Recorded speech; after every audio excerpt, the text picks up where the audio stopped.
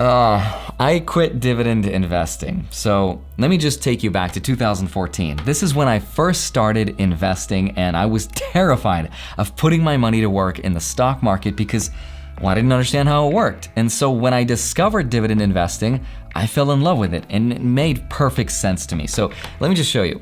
This is my portfolio right here. It's worth roughly $350,000 today. Well, actually, 50,000 of that is money I haven't invested just yet, but I will soon. And this just made perfect sense to me because I get paid dividends every single month without having to sell a single stock of this. And if tomorrow this crashes 50% and it's worth half as much, $175,000, well, I still get paid those dividends. And even though these stocks don't grow in value as much as something like a Bitcoin or a Tesla, when there's a market crash, they also don't fall quite as hard. They still pay me dividends every single month. So I've kept track of each and every single one of those dividend payments that I received dating back to January 1st, 2015, when I received a whopping $13.24. And I know what you're saying, that is not nearly enough to actually retire on, and that's true, but at the time when I started investing, that was all the proof I needed that this concept of money making money actually works, and that the stock market isn't this thing that's set up against you, and that it's rigged, and that it actually works, and that anyone can make money. So I fell in love and I stuck with it for 5 years.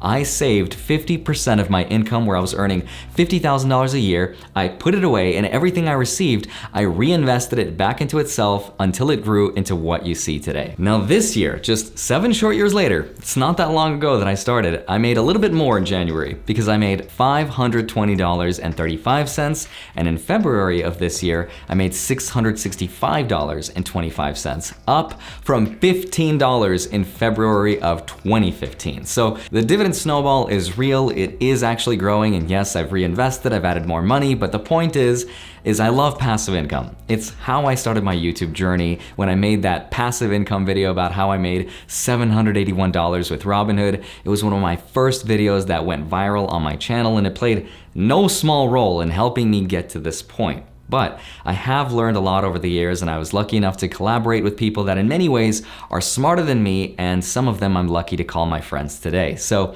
let's talk about exactly why I quit dividend investing and what I'm doing now instead. Instead, I'm doing card tricks because the stock market's like one giant card trick. Just when you think the stock market's gonna do one thing, instead, it does something else entirely. But then it goes back up, and then it goes down, and then it goes up, and then it goes down, and it becomes something else entirely, like this ace of spades.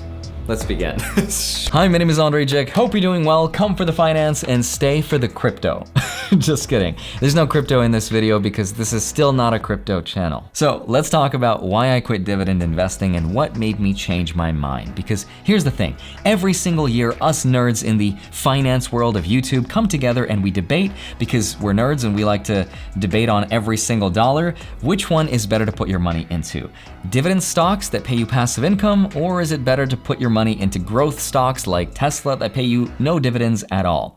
The critics of dividend investing say that there's nothing magical about dividends, but I beg to differ because magic's all around us. If you watch my YouTube channel, you can see this totally ordinary looking wallet that actually has more than meets the eye. If you look closer, it has $1. Totally not suspicious looking device. I wanted to make the case for why dividend investing is amazing and why I think everyone should try it out.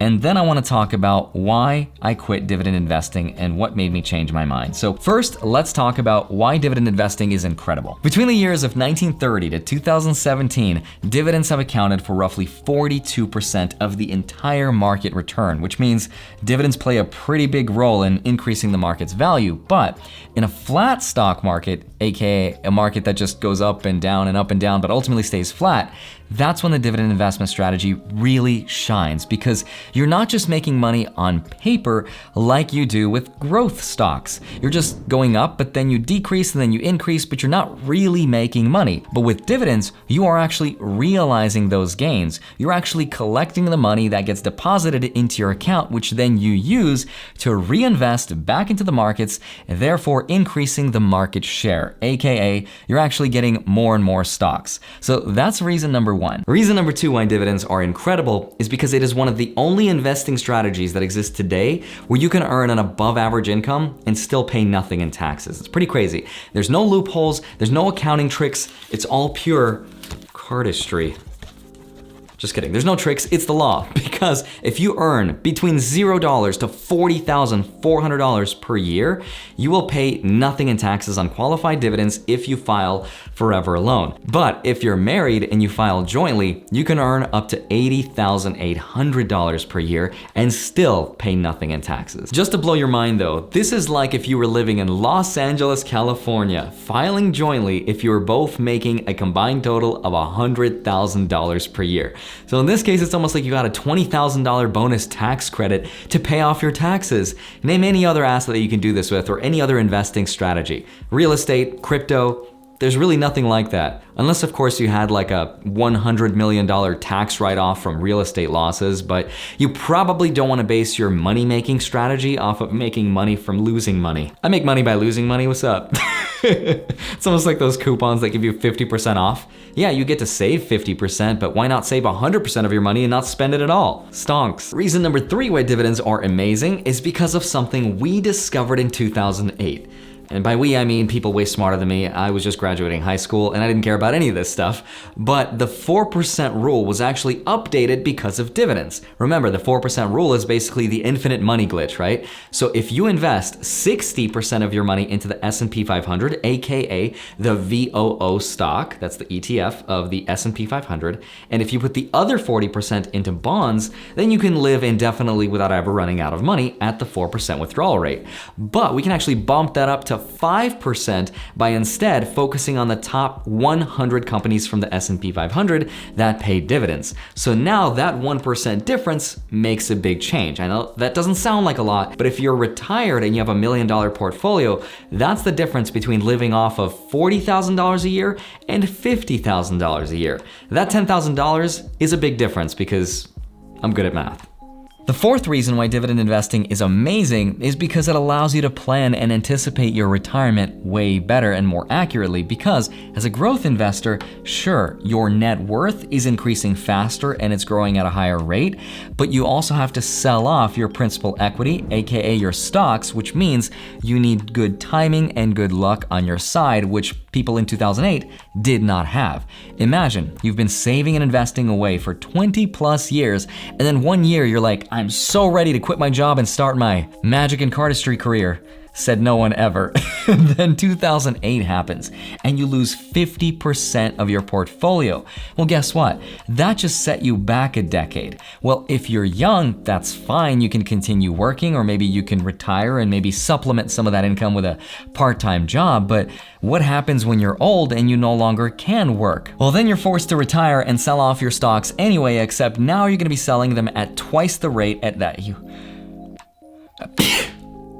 I got the first vaccine, I swear. But now you're gonna be selling off the stocks at twice the rate that you plan to, except with dividend investing, I could plan that much more accurately because all I have to do is look at my expenses, aka what am I spending every month, and then compare that to my dividend income, aka the interest that it's paying me, and if the two are the same, or if the passive income is greater than my expenses, I can just quit my job.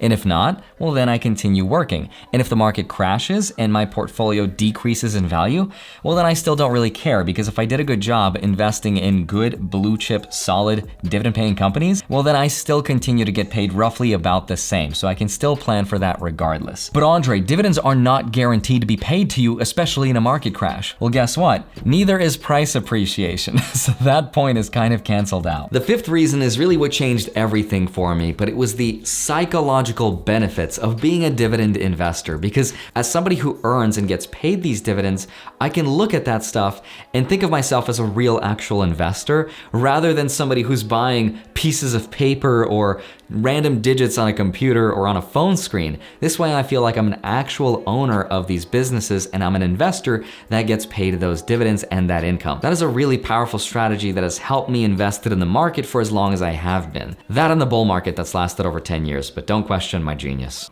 Andrei, if dividends are so great, why did you stop doing it then? The first reason is because when I started my YouTube channel, I wasn't making $40,400 a year. I was making a lot less. And so it made more sense to be a dividend investor because all of the income that I made from the passive income of my dividends, I wasn't taxed on the qualified income.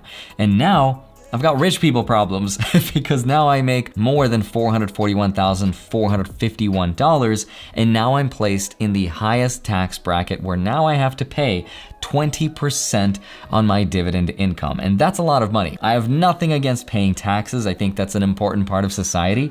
But at the same time, that's also money that I don't really need to pay to the government if all I do is invest in growth stocks instead, and I get to save a lot more money on taxes. I'm still gonna pay taxes. It's still not gonna be free because even index funds like VTI give you a yield of 1.35%, but that's still a lot lower than the 4% my stocks are giving me today. But Andrei, just put your stocks into a Roth IRA account. That way your dividend income is not taxed at all, you idiot. And that's true. If I put my stocks into a Roth IRA account, then the income I make won't be taxed until I'm ready to retire. But the thing is, the Roth IRA has a contribution limit of $6,000 per year, which is better than nothing, but that's still a lot less money than what I typically want to invest every single year. The real workaround to that problem is the mega backdoor Roth conversion, which allows you to put in way more than $6,000 per year, which is something I'll be doing this year, and I'll make a video about that if enough nerds watching this video ask me about it. You nerd. The second reason is because growth investing or index investing in the overall broad market has almost always beat dividend investing. And it's hard to admit, but I have looked at decades worth of data going as far back as the 1900s, and I still have not found anything that beats a simple VTI or VOO ETF. And I've looked at a lot of them. I've looked at SPHD, SCHD, VIG, VYM, NOBL, some of which I've owned, and none of them beat an overall broad market index or the S&P 500. So if I can pay less money to the government up front and make more money in the long run, then it makes more sense. And that's really the biggest reason why, numerically speaking, anyone should be a growth investor versus a dividend investor. But it's just not as easy as some people make it seem, especially not in the beginning, unless you have the emotional nerves and capacity of a robot or meet Kevin. But we can certainly learn from each other. The third reason is much more personal to me because when I started my dividend investing journey, I was so motivated and inspired by this FIRE movement, financial independence, retire early movement that said that you could just quit your job in your early 30s or 40s, and that really motivated me. But now, just 2 years later after starting my YouTube channel, I'm very fortunate to say that I've kind of reached that point, and if I wanted to, I could disappear forever and ever and live on a beach somewhere off of $50,000 a year and never run out of money. But that does not sound appealing. Making these videos, answering your comments, engaging with people, that seems to be giving me way more purpose and a sense of fulfillment that I'm not ready to let go of just yet. And maybe in the future I could reconsider, but I feel like as a content creator right now, there's a lot more that I can do than just make videos. Maybe in the future I can be a business owner that has a brokerage like Robinhood or BlockFi. So as I've become more financially independent, obviously my goals have been upgraded as well. So now instead of FIRE, Fat Fire, which is basically instead of spending an average income, you're gonna spend an above average income of roughly $100,000 a year of passive income. But when I'm actually ready to retire, then dividends will make a lot more sense because then from a taxation perspective, I'll probably end up earning less money in retirement than I do working 24/7 today. But if I end up being wrong, then that's a good problem to have. And if I end up being some successful business mogul with tens of millions of dollars, well then by that point, I don't think I'll care spending an extra 30-40% on taxes. That's a good problem to have. But in the meantime, I'm not gonna sell my dividend portfolio. I'm gonna leave it exactly as it is, and I'm gonna take every single dollar and reinvest it back into itself. And if I do that consistently for the next 20 years, this portfolio will be worth roughly $1.67 million, and it'll be paying me roughly $178,000 a year, or about $15,000 a month. I can get behind those numbers. I'm not gonna sell that. Because if for whatever reason the economy and the stock market is not doing well that year when I'm retired, well then guess what? I can just live off of my dividends. Even if they get cut in half, that's still enough to keep me afloat. And if the market is doing well, like it is today, well then I can sell off my ETFs to pay for my expenses and I can balance the two out.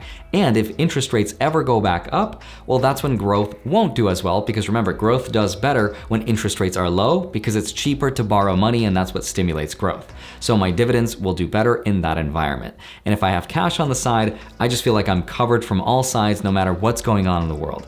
So now let me share with you exactly which of the stocks I'll be focusing on now that I'm more focused on growth rather than dividends. I'll be buying a lot more of VTI and VOO. So VTI is the broad market index fund, and VOO, V, Roman numeral for 5, OO is the S&P 500. So both of these ETFs are ridiculously similar. Take a look at their charts. Over the last, I don't know how many decades, they almost performed identically, and so they're great. The reason I like VTI is because it has stocks like Tesla incorporated into it long before the S&P 500 does, because it has to get approved by a committee. So stocks like Tesla go under the radar in VOO while VTI incorporates it. And the other reason I like VOO is because it allows me to do what's called tax loss harvesting between the two. Since they're so similar, if one of them's lost money, I can just sell off one and buy the other, and it's not considered a wash sale. And it's a really cool strategy that I'll use. So I guess quit dividend investing is a little bit over dramatic of a title, but I guess I'll just say I took a detour for a little bit. And if you haven't already, don't forget to grab up to $250 worth of free Bitcoin using this BlockFi link right here, blockfi.com/Andrei. And once you've done that, go get 2 free stocks from Webull. If you deposit $100 using the link down below, you'll get 2 free stocks, each of which can be valued up to $1,850, and then track them automatically with my spreadsheet link down below in my Patreon. Love you. Thank you so much for watching this video. I'll see you back here on Monday and Friday, sometimes a Wednesday. I'll see you soon. Bye-bye.